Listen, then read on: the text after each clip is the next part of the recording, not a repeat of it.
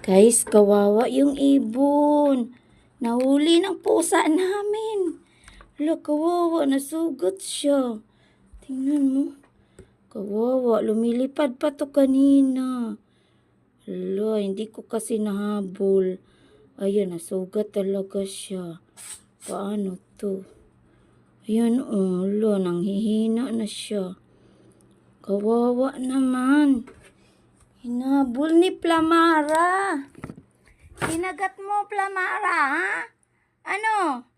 Bakit mo kinagat to? Ayan tuloy.